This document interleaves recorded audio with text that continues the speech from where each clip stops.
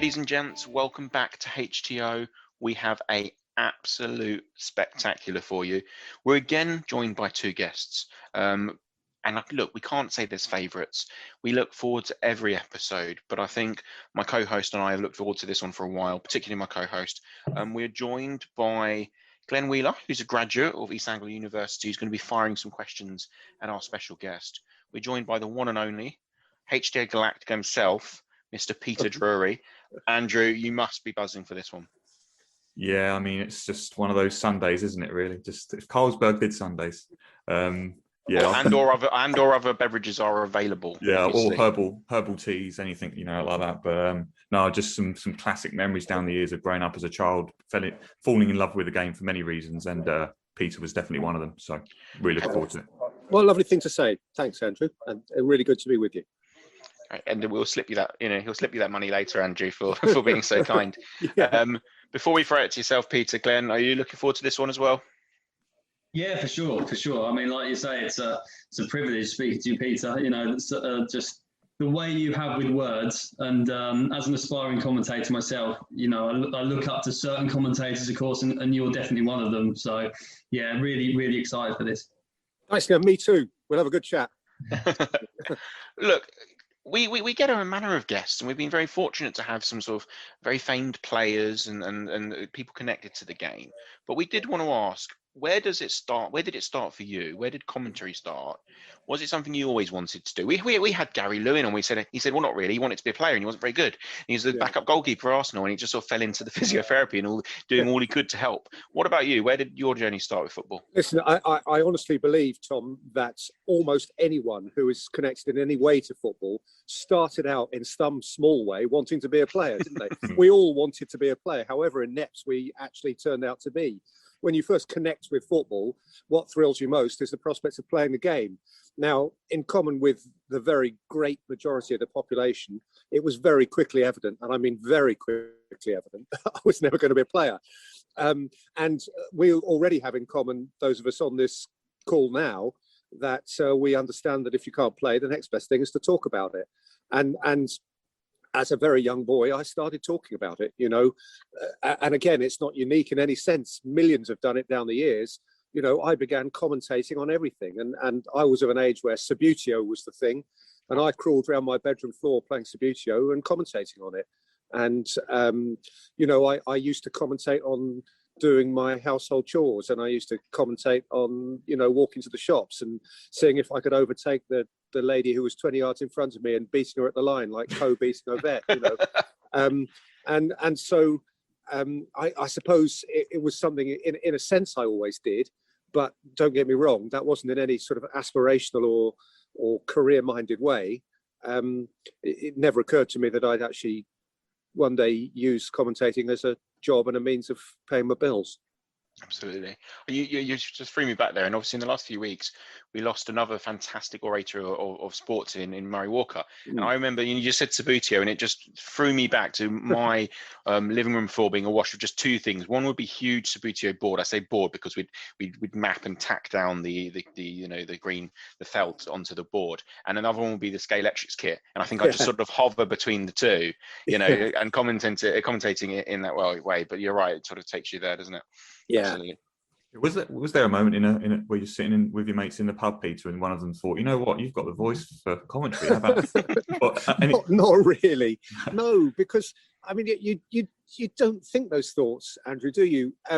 My little breakthrough really was in cricket, funnily enough, and I was in my final year at university, so we're talking 87, 88, and an advertisement appeared in one of the Sunday newspapers for the start of a service called Cricket Call, which was, this seems like a different generation, I suppose it was, where you could ring a premium number and get commentary on your county playing cricket.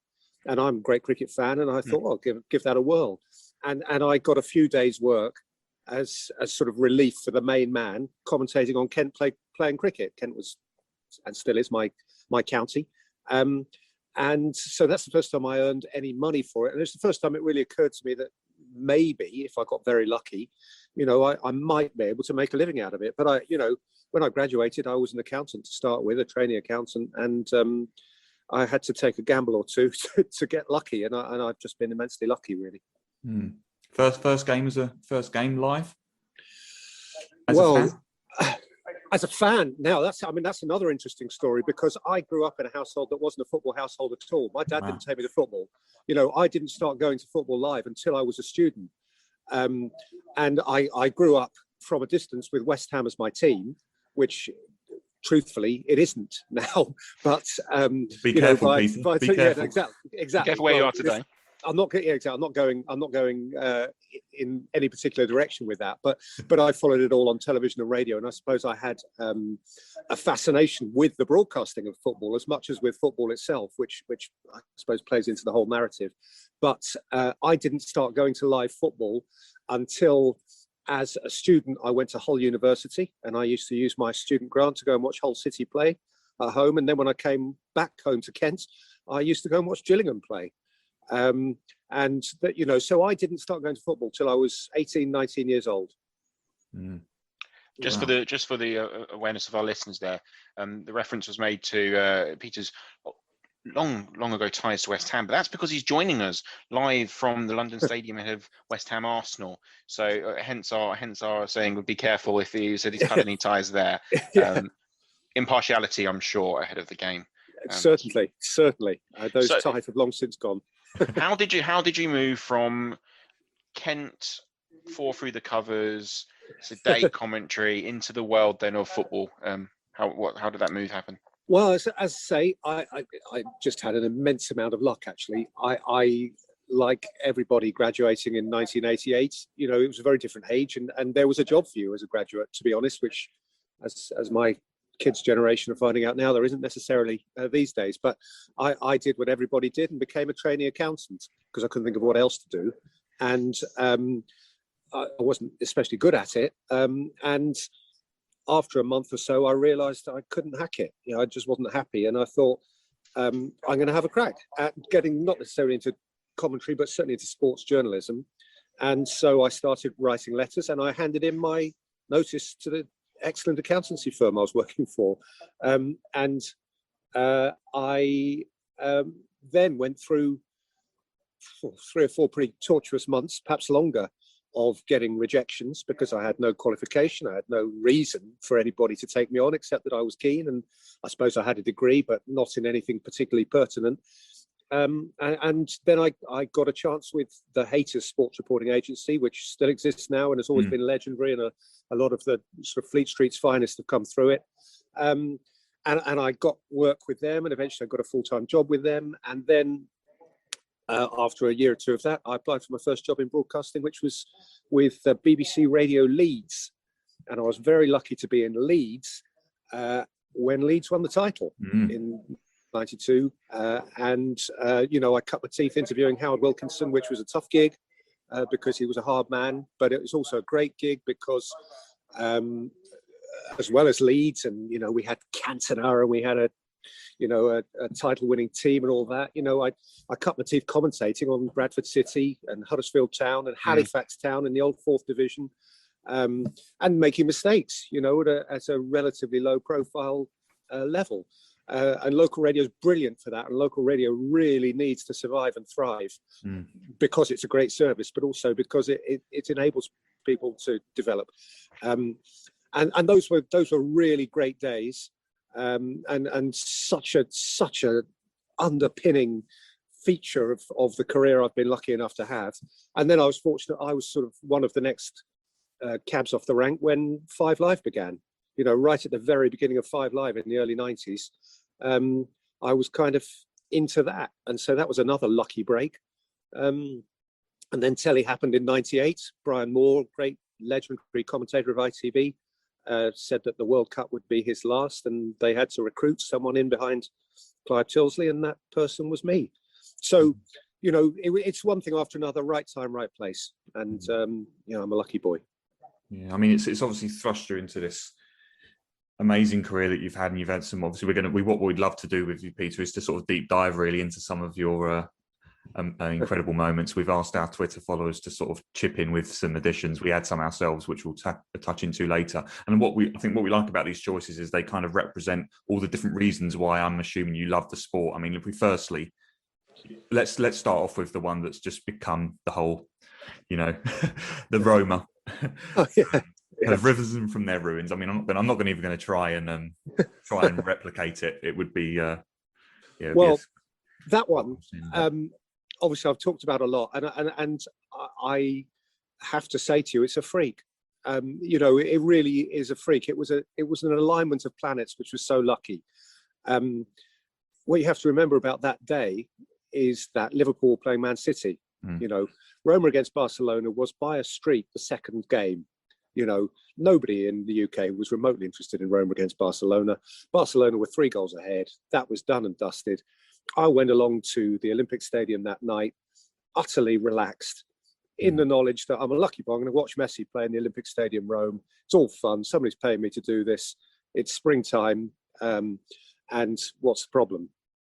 And so people say to me, "Cool, you must have been mighty prepared for that moment." I don't think I've ever been as unprepared because, it simply wasn't going to happen.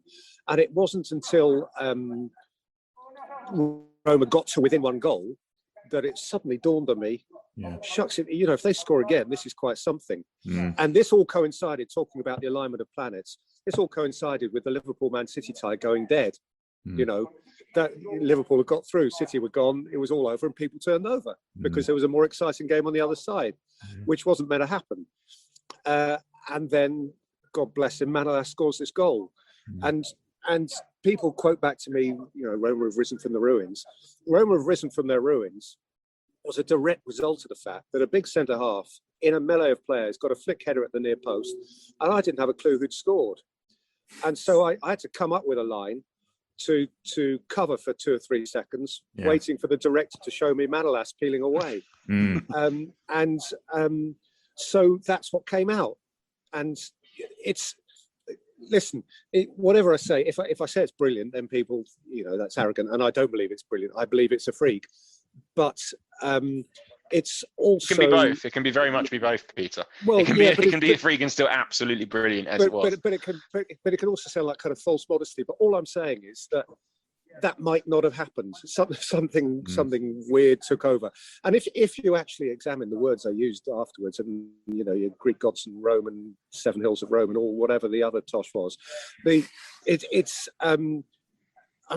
nonsense.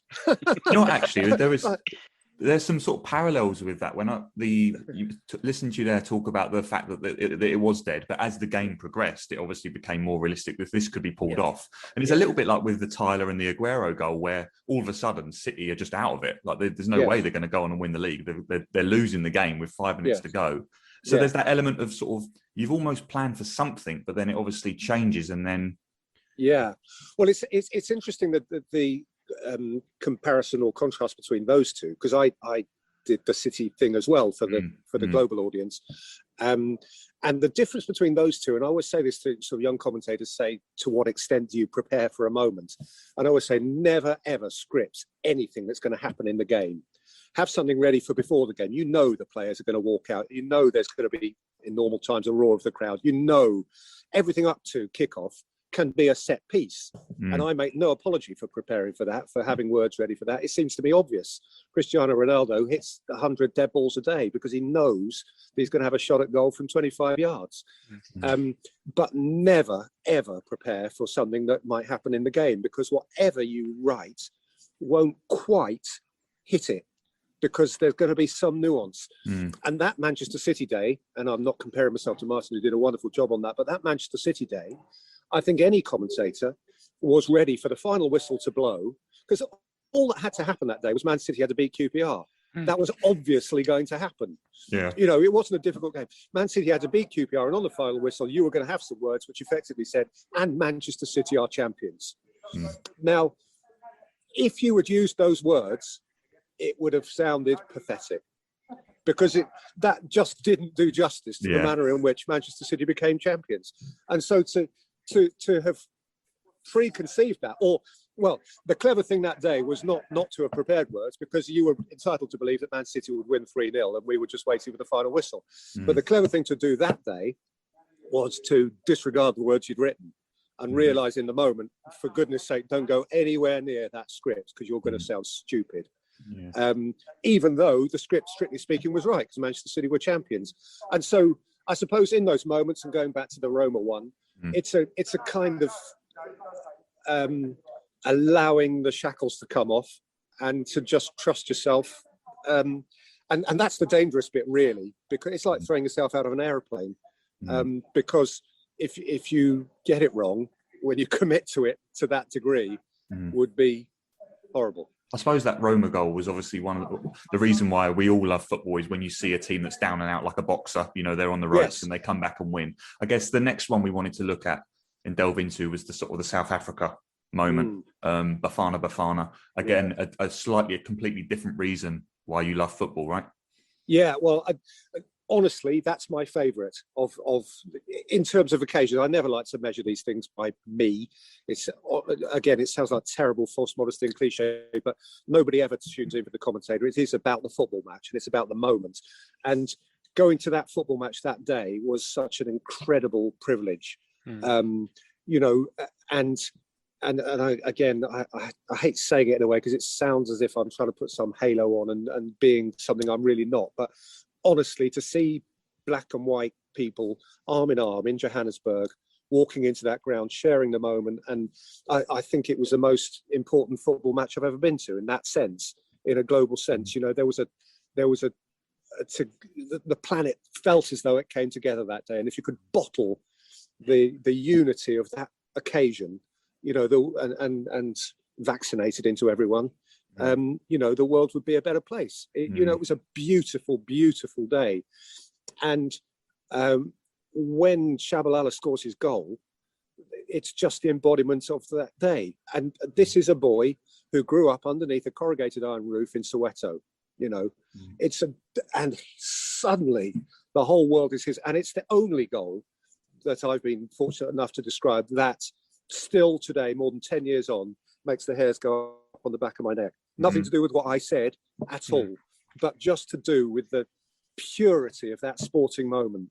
You know, it's beyond anything else I've experienced. And at the time, I welled up and just felt this is incredible. This is a beautiful, beautiful thing. And if I could have one moment back in my career and do it again, that would be it. The goal for all Africa as well. Was that something you had kind of think, if South Africa score this evening?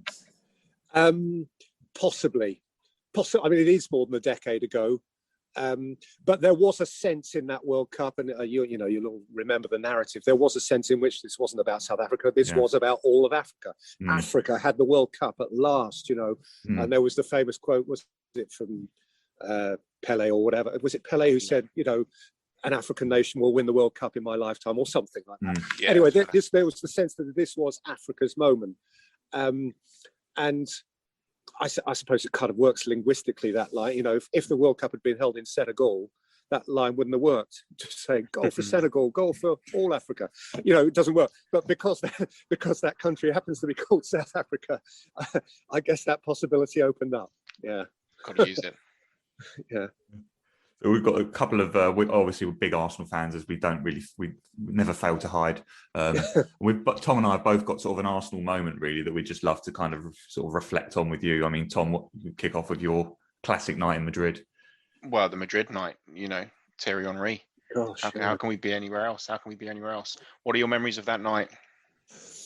My memories of that goal are that I think I fortunately didn't get it wrong per se, but I remember being halfway through some news breaking. Didn't somebody get badly injured in that game?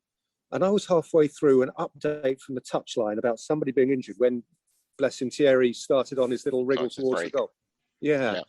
And so I remember when I watch it back, feeling sometimes a bit cold at the prospect that I might not have caught that goal up at all, and that would have been a shame. It was a great moment. But I was. What year was that? 2006. Yeah. It was Arsenal's run to the final. Yeah. You see, it's funny how you change.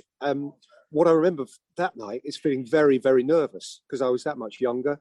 It was still relative. I mean, I'd been at ITV 7 or 8 years by then, and I suppose I'd done a few nights of that type, but it felt like a very big night to me. And actually, I had major butterflies that night. I think it's the first time I'd certainly done. You and me both, Peter, for different reasons. I mean, I wasn't live on TV or anything like that, but we're away in the Burnabout. But it was one of those very, very, very lucky to be there nights. Yeah, it really was. Special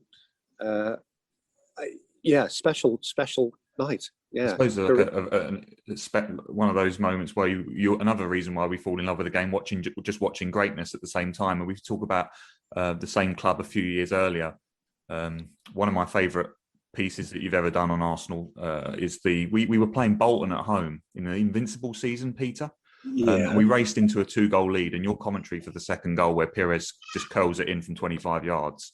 I don't know if you can recall the do they do ordinary? That rings a bell. Yeah, I loved that season actually. I mean, who didn't enjoy that Arsenal season? Apart from probably Tottenham fans.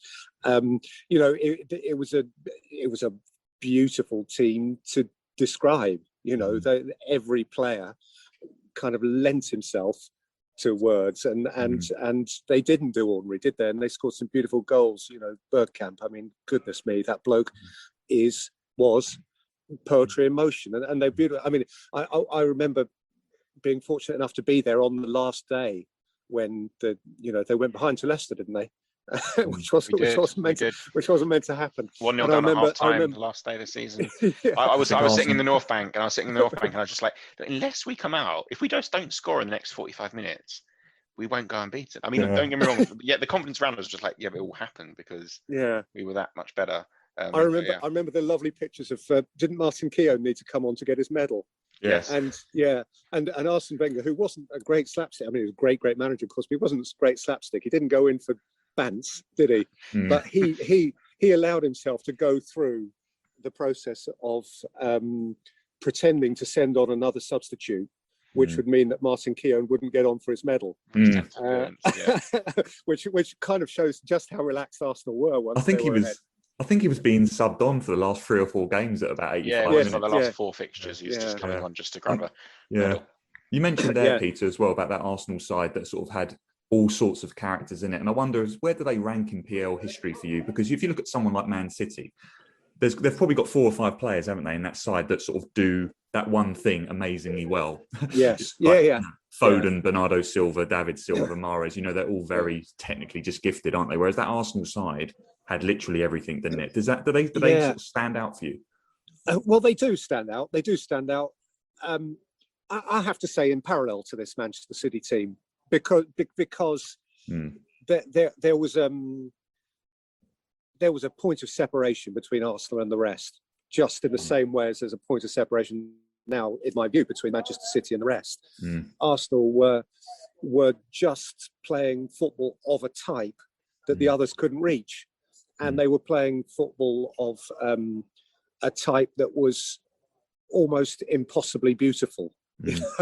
And I think City are doing that now, to be honest, to a point of, and I mean this in the most flattering way, to a point of monotony. City, they can pass and move in a way that others just can't cope with. So there's almost an inevitability about every outcome with City. Even we're speaking on a Sunday morning after a Saturday night when City appeared to be pushed by Everton. But in the end, in a cup quarter-final, a game that really, really mattered to Everton, absolutely full throttle. And in the end, City pass and eventually they score. And then when they score, the other lot have to chase it and they score again. I think you can draw some pretty clear parallels with Arsenal. Of course, Arsenal's formidable defence, you might argue, is something that sets them apart even from City now. But I mean, City's defence is pretty remarkable too. It's still pretty stunning. But just the beautiful players, obviously the beautiful players, Pires and Bergkamp and Henry. These are supreme athletes, and in a sense, you guys as Arsenal fans who were in formative years, I guess. Then, you know, those are the memories that you'll carry through your entire life. In a sense, those memories have spoilt you, because it might never be like. I mean, you dream that one day there'll be another Arsenal team to set alongside that team, but sorry to break it to you, it might not happen, because well, I mean, we look at that period. I do anyway, as almost slightly, and it's like I say, embarrassment of riches, slightly underachieving across that 10-year period. So you know, you think from sort of 97, 98 for the next 10 years, very fortunate to win the league 3 times, but you just wonder whether we could have done it, a bit more. Before we throw it to Glenn for a few questions, I wanted to ask, you said your line about Roma was a freak. I wanted to ask whether there's a moment in commentary that's not yours, that you actually think's just perfect, that matched the occasion. I'm thinking it's up for grabs now. I'm thinking whatever it may be. Is there something that stands out for you? I mean, it's up for grabs now. It absolutely is, because it's totally authentic. It's totally of the moment. Am I allowed to go to another sport? You are, absolutely. Yeah. I think the greatest piece of modern commentary, I mean, bang up to date, I've heard, was Ian Smith, the New Zealander, on England winning the Cricket World Cup. Oh, brilliant. Yeah. Absolutely sensational. Yeah. You know, because in his heart of hearts, he's gutted. He is gutted. And to come up with that in that moment with such neutrality, and to come up with a set of words, and England have won it by the merest of margins. Barest of margin, whatever. I mean, that is absolutely fantastic. And by the way, if you hear one or two other versions of that moment, he trusted himself that the guy was run out. You know, it wasn't a done deal there. He, with his bare eyes, he decided it was out, and it was going to go to the old, you know, fourth umpire or third umpire, you know, blah, blah, blah. And he just went for it. And he described that moment utterly from the heart. Superb. You're right, actually. He's like ecstasy for England, agony for New Zealand. You know, and you're right as well, because I don't know if you've seen the video footage of him as well doing it at the time, literally almost collapsing on his commentator's desk as he says it. He just fantastic sporting drama. I remember probably driving slightly too fast, obviously within the speed limit, driving too fast slightly home from the British Grand Prix that day, because I'd gone to the British Grand Prix, and I was like, well, there's no, you know, I'd listened to the radio to the England cricket, and it's like, well, we were chasing quite a modest total, we should easily get that. And then the drama was just building on the radio, and I got in about 4 overs before the end, so I managed to see the end and obviously the super over. And you're right, absolutely phenomenal. Yeah, brilliant. What a great sport that was. The Wimbledon final that day as well, wasn't it? Wimbledon final, Formula One, and and that Cricket World Cup final. Not a bad trilogy. Talking about trilogy, Andrew and I have obviously been throwing some questions at you, but Glenn's going to put you under the spotlight now, so almost as good as that day. Hi Peter, you're right. So just a few questions for myself, really. I'm going to mix up the order slightly, because we've been talking about obviously great moments of commentary, and the things that they all have in common are obviously there were crowds in the venue. Right, so I was just wondering, as my kind of first question, is how the pandemic has actually affected the art of commentary now. Like, does the lack of kind of an energy and an atmosphere make it that much more difficult? Certainly makes it very different, Ben. It really does. We've come to appreciate how reliant we are on a crowd. Actually, way back at the start, when we restarted last June, we did, as commentators, have conversations. How are we going to do this? If you think about the reasons for a commentator hitting a climax as the ball goes in the net, and on the whole raising his or her voice and becoming excited, it's just to be in tune with 30, 40, 50,000 others. You raise your voice because otherwise you wouldn't be heard. Now, you then have to ask yourself the question, why am I shouting? There's nobody else here. You know, I don't need to shout. And of course, you then continue the conversation with yourself and realize that as a fan at home, the expectation is that you show some excitement when the ball goes in the net.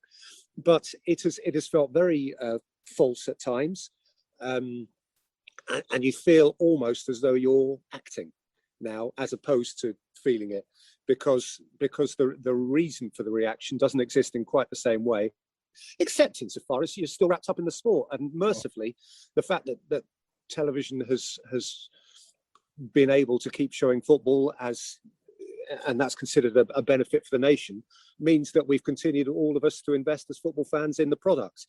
I hate that word, product, in the sport.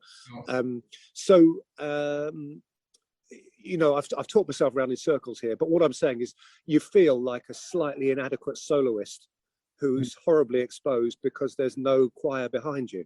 You know, you feel like a solo band member, and the band has crept off without you noticing, and yeah, you feel a bit empty. But listen, I'm not complaining, A, because the football's carrying on, and B, because I know how massively, ridiculously privileged I am, you know, to be at the ground watching it. Of course. What I guess, you know, the viewers don't see, obviously, or hear rather, is the intense amount of preparation that all the professional commentators do. Yeah. So when you're preparing for a game, what do your kind of notes cover? And how much football do you have to watch during a week to kind of stay on top of it all? Well, it's at the moment, keeping up with the football is quite a challenge because, as you know, every day's a game day. Yeah. And so, whilst as a football fan, I would naturally, I'm sure you're the same, kind of if there's a game on, I tend to watch it anyway. But as a football broadcaster or professional, you have to be, I guess, wary of making sure you're watching the right ones or recording them or watching them back, because obviously being aware of what happened last time is key to that preparation. Most of the preparation happens at a desk, you know, Monday to Friday, or I mean, as you say, every game's a game day at the moment. Every day's a game day. So, you know, some days are a major preparation day and a game day. For me, every match, I always say, on average, is about 8 hours at the desk. So clearly, 3/4 of the way into the Premier League season, if I'm doing as I am today, West Ham against Arsenal, I'm fairly conversant with West Ham and Arsenal. Fairly, I haven't done Arsenal fun enough for a couple of months, so I've had to sort of rejig things on them. So maybe I've only spent 5 hours at the desk on this one. But then last week I did a couple of Champions League games, and one or two of Lazio I hadn't done for 2 years. So you know, I might have spent 15 hours on that one, because you're starting from scratch and you're dealing with players that you're less familiar with. Do an FA Cup first round tie involving Hampton and Richmond, and you know, there isn't even the stuff online to see. You've got to go to Hampton, find out. You've got to go to Richmond. And by the way, I love those because, to be honest, West Ham against Arsenal, you lot will sit down and you might be able to hear in the background Martin Tyler's doing a mic test about 10 yards away from me. He will tell the story of the game brilliantly, as he always does. But truth be told, there's not a lot he can tell you about West Ham and Arsenal. You know. And so it's just a case of kind of following the narrative. Whereas if you do a nice early rounds FA Cup tie or a Champions League tie involving Dinamo somebody, you know, you've got to learn them, and you've got something to tell people that they don't already know, which I find quite satisfying. Yeah, of course. And in terms of that player identification as well, and working out who the players are, obviously with the pandemic as well, I guess there's a lot more studio-based commentary. I mean, player identification can be difficult enough as it is. How much harder is it to do it sat in the studio behind the screen?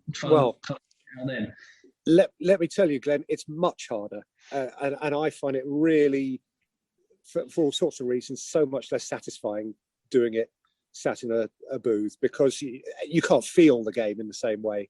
But you're right, also the nuts and bolts are that much tougher, particularly identification. And actually the hour leading up to kickoff is absolutely key, watching the players warm up. Doing Dinamo Zagreb the other night against Tottenham, you know, the bloke who scored the goals had yellow boots. Yeah. And thank goodness he did, because, you know, as he came wriggling through to complete his hat-trick there, the only way I knew it was him was because his boots were yellow. And fortunately they shared out nice coloured boots to Dinamo Zagreb the other night, which really helped me out. And oddly enough, the closest I came to a major player gaff on Thursday night was getting Kane and Bale mixed up. So there you are, the two much. But again, that's because, you know, you get a snapshot of them in the moment, and you know, if the ball had flown in, I could have had egg on the face. What, you know, Spurs fans might wish it had, but there you are.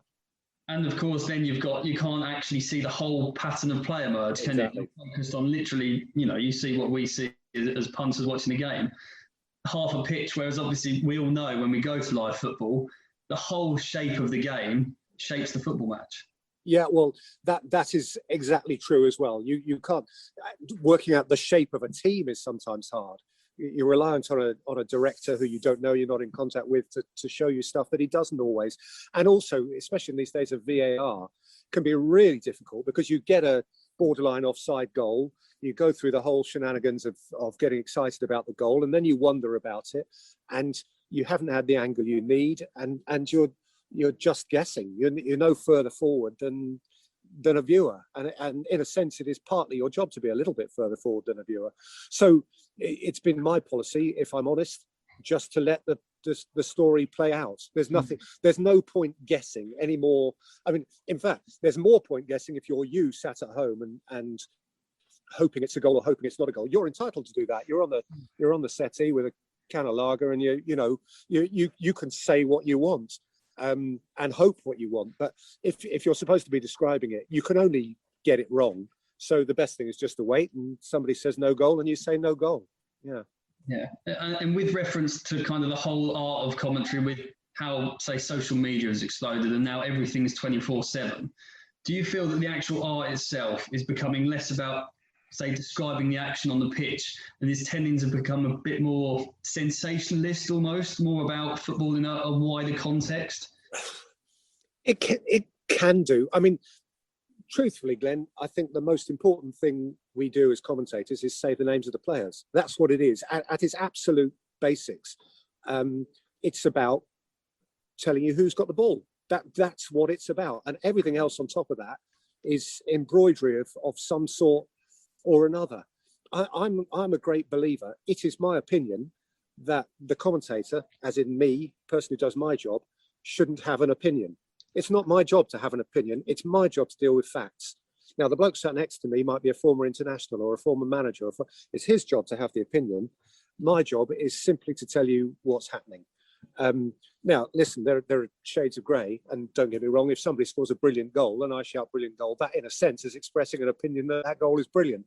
But in the broader terms, for instance, the other night, I don't think it was my job to say how poorly or otherwise Tottenham were playing. That was Jermaine Genius's job. It was my job simply to describe what was going on in the yeah, they really were playing poorly. That was the thing, though, wasn't it? So obviously, so I wouldn't have been surprised if you had to chip in. If anyone did, you have to say, "God, this is awful." Sorry, I just to I know, but did it even have to be said though? Really? Oh, You can say that. I couldn't possibly comment. Obviously, we've heard about kind of how you got into it, Peter. But in terms of nowadays, for a young aspiring commentator in the present day, how would someone go about getting into the industry? Because it's not like there are job vacancies kind of posted on job boards and everything. I mean, it seems very, very difficult. It really is, Glenn, and in a sense that was always the case. It's no different really to when I got my lucky breaks. All I would say to your generation is that you do have platforms where somehow you can put your wares out there. You can show what your talents are, and all you can do is practice, record, do it yourself, send it to people, put it online if you feel courageous enough to do that. And I know that putting stuff online can be in itself a pretty terrifying thing these days, because the social media platforms can be unforgivingly cruel. And if you believe in yourself and you really have the humility to learn and the courage to sort of stay out there in an industry which does scrutinize you painfully closely at times, then there's a lot of fun to be had doing it. And the biggest advice I would say is remember why you're doing it. And that is to say, you're doing it because A, you love the sport, and B, you love the exercise of broadcasting. To anyone who wants to do it because they want in some sense to be well known or quotes famous, I would say to you that from my perspective, that is the least attractive part of the job. If I could do the job in private, I would. And I know that's sort of counterintuitive or contradictory, but I love coming to football, and I love the fact that someone is prepared to let me express myself out loud, and that's absolutely terrific. So do it for the right reasons, and do it because you enjoy it. Because if you don't enjoy it, the best thing to do is to let someone else have a go who does. Perfect, Peter. That's all fantastic to hear those answers. You know, so insightful. And also, I just want to say congratulations on the SGA award that you thank you. award that you received on Monday as well. So I'll hand back to Andrew and Tom. But really, really good. Thank you. Thanks, Glenn. Really good to talk. Appreciate that. Thank you. Yeah, just to echo those words as well. Congratulations from both of us as well, and Peter. So a couple of questions on our Twitter that Tom and I are going to just rattle through. The first one up, Peter, is how do you adjust your style, or do you adjust your style for co-coms? Don't much. I mean, obviously, the ones that you work with frequently, it's a more of a kind of natural posh word coming up here, symbiosis, in the sense that you know when they're going to talk and they know when you're going to talk, and it's a more natural conversation. If you work with someone new, then you've got to work at that a bit, and then there might be a more forced element in that I might have to turn and actually physically ask a question and prompt a conversation. So it takes a while for something naturally to occur. But on the whole, there is a kind of grammar to television. And when you work with a new co-commentator, they say, what do you want here? And without getting into too much minutiae, the answer is the replays belong to you. I do it when it's live and when there's something to analyse, but that's you. And that kind of works as a rule of thumb to begin with. We had this question a couple of times as well come in. One game or moment that you wish you were commentating on. One game or moment you wish you were commentating on, but just weren't behind the mic for. Now that is an interesting one. I would say fairly obviously, and sorry if this is a banal answer, but England winning the World Cup. That would be everybody's dream, wouldn't it? When I was in Russia and we reached the semi-final, honestly, I could sit in my hotel room and start the process almost of blubbing at the prospect of what you'd say as the World Cup was handed over. The World Cup was won by England the year before I was born, so I wasn't in the line for the job that Ken Wolstenholme did so well, but that I think would be the ultimate dream. Yeah, absolutely. Wicked. So we're just, as we approach stoppage time on HTO Football, we're going to put you under some pressure, Peter. We've got our counter-attack challenge that Tom and I are going to whiz through. Oh, gosh. Shortest possible answers, if possible, please. Yes. Okay. Shall I kick off? Best game of football you've ever commentated on? I would say Leeds Stuttgart European Cup, 1992-3. Nice. Who are your favourites for the Euros? England. Ooh. Messi or Ronaldo? Messi. Favourite kickoff time to commentate on? 3:00 Saturday. Man, this is almost impossible. Andrew must have thrown this one in. One word to describe your job. Privileged.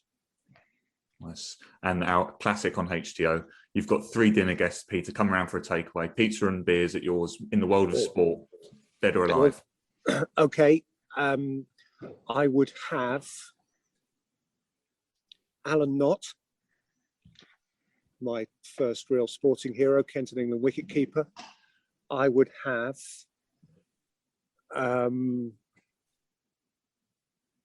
oh gosh, I should have thought of this beforehand. You see, I go to cricket. I love my cricket very much. I think I would probably have to have Alf Ramsey and the third one. I know as soon as we finish recording here, I know I'm going to come up with them. So that's really frustrating. But you know who I'd have? I'd have Norman Hunter, who I worked with in my early days at Radio Leeds and was the gentlest, loveliest man who helped me so much. And I'm just thinking now of all the commentators I'd have. I'd have Richie Benno, and I'd have David Coleman, and I'd have Barry Davis, and all of those guys. I don't think the rule of 6 has come in yet, Peter. Yeah, exactly. Just stretching that out. Anyway, I gave you 3 before I broke the rules. That's more than fine. More than fine. Yeah, so as the board has gone up to stoppage time, I've got 4 minutes of added time. Got to see how I'm trying to commentate on the pod. It's quite cool. Good. So we've one of our enjoyable competitions we've just been running lately, and we've asked our followers to sort of comment with their name on one of our posts, and Peter is going to read out his HTO Galactico 11 for us live on the pod. Yeah, tune in, guys. Okay, well, the HTO boss has had some major decisions to make today. Not sure about availability. I don't know if this would be the team he would have chosen under normal circumstances, but this is what he's had to go with. In goal, Paul Flannery. Gone with a back four today, interestingly. At right back, Daniel Root, Chris Kelly on the left with Chris Tuolo and Adami between them. Three in midfield, Ollie Adanir is going to sit. Keitel Frankel ahead of him and Ollie Spencer. Right side of the striker, Ersin Cain. On the left, Med Warlock. And seeking the goals up top, Anthony Abbott. That was absolutely spectacular. I think that'll make their days. So we really appreciate that. You've obviously made ours today. Andrew and I really appreciate you jumping on. Glenn does as well. It's just been an absolute pleasure. Yeah, brilliant. Been terrific to talk to you, fellas. Really enjoyed the conversation. Thank you very much. Not at all. Enjoy the game today as well. Hope it's a good one. Cheers, chaps. Absolute pleasure, though, wasn't it, that one? To speak to Peter. When I first tuned in, it's really funny because the first 2 or 3 sentences, even before we were rolling with the recording, it's just really funny because I was like, look, that's the voice from the telly. That's the voice that's on my football matches. Just so synonymous with obviously watching football down the years. Brilliant stuff. Yeah, football in royalty for sure. And just like you said as well, it's flashbacks, like you said, with the Subbuteo and the Scalextrics and stuff. I think that's why we do this pod as well, isn't it? A lot of nostalgia it brings back. Yeah, completely. And I think he's right, actually. It hadn't really occurred to me, but actually when you're growing up to sport, if you're in your back garden playing football, you commentate to yourself, didn't you? Like when you were 5, 6, 7, you're growing in your garden, you do say, oh, ball's put through from Dennis Bergkamp and Tom's through on goal, Tom scored. You just I still do that as a grown man. But you definitely do it, and it's and he's obviously just gone and made what a career out of it. It must be an absolute privilege to sit there and watch it. What is really great for me is how humble so many of our guests are. They're so keen to stress the action and the stars of what's going on the pitch. They are just commentating around it, or they're just filming it, or they're just the manager or the physio, and they, it's brilliant. It's really good stuff. It is strange though, isn't it? Because when you're at a live event, or when you're at home watching it on the telly and you get that commentary, they are so heavily involved in the whole experience as a viewer, though, aren't they? It's a massive part of it. And don't get me wrong, nothing beats going to the match live. The live match is the most important thing. I love going to the football. I really miss it in the last year or so with COVID. But we can't escape for the fact that more people watch Arsenal or whoever else on telly than can fit in the ground. That's just obvious, So the stadium only holds 60,000 people. And so actually the viewing experience for so many millions of people is actually through the television. If you're commentating on World Cup games, that's games being broadcast to literally millions and millions, billions of people across the planet. And so actually, although he's very humbly saying, look, the stars, the actions are on the pitch, and he's right, you can't ever sort of shy away from the fact that actually the experience that the vast majority of football fans around the world get is actually through their television. And therefore, Peter and all the fantastic commentators are a massive part of that. Just as you guys listening are a massive part of HTO. So thank you very much again. We are, as ever, on all of our socials at HTO Football. Twitter predominantly, Facebook, YouTube, Instagram. Give us a like, give us a subscribe, tell your friends. Every listen helps. Appreciate it, and tune in soon. Take care, guys.